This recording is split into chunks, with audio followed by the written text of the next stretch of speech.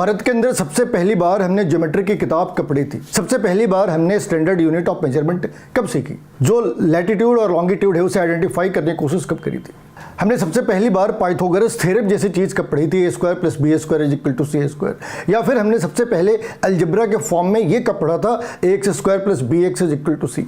तो फिर एक आइडिया लगाते हैं, कितने साल पहले? 1800, 1400, 500, इस आज से 800 साल पहले, इस आज से 800 साल पहले, यानी आज से करीब करीब 2800 ईयर पहले ये सारी चीज़ें करी थी। बुक का नाम क्या है?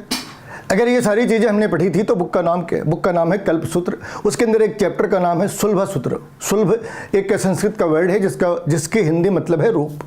इसमें हमने क्या पढ़ा? इसमें हमने पढ़ा squaring the circle and circling the square. तो जो अल्टर होती थी ना वेदी, पूजा की वेदी, पाइथागोरस की जो थ्योरी है, जो थ्योरम है, वो हम पहले से यूज कर रहे हैं।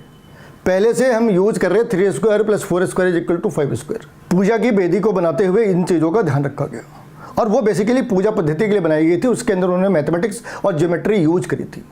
ज्योमेट्री की यूज तो इतनी एक्सटेंसिव थी कि जो शिव शक्ति अक्षांश रेखा है जिसे हम कहते हैं 79 डिग्री ईस्ट लैटिट्यूड के ऊपर है, सभी के सभी 79 डिग्री ईस्ट लैटिट्यूड के ऊपर है, और वो भी तब जब एक से दूसरे के बीच कभी कभी तो 1000 सालों का अंतर है।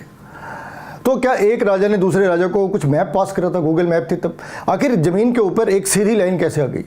इन सबके डिस्क्रिप्शन है सुलभसूत्र के अंदर। पहली बार हमने इरेशनल नंबर भी सुलभसूत्र के अंदर ही पढ़ी। सुलभसूत्र के अंदर ही हमने √2, √3, √5 जैसी चीज़ों को पढ़ा। लेकिन इससे पहले दो इंपॉर्टेंट से सवाल रह जाते हैं कि इसे लिखा किसने और उन्हें पैट्रोनाइज किसने करा।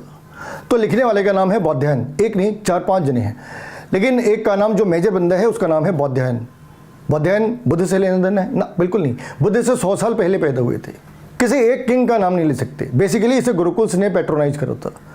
वो जो ओरल ट्रेडिशन थी, चीज़ों को एक जनरेशन से दूसरी जनरेशन तक ट्रांसफर करने की, सुलभसूत्र के अंदर √2 निकालने की वैल्यू बहुत इंटरेस्टिंग है। उन्होंने लिखा 1 + 1/3 + 1/3 × 4 - 1/3 × 4 × 34। अगर तुमने इनको प्रिसाइजली कैलकुलेट करा तो इसकी वैल्यू आती है 1.41421।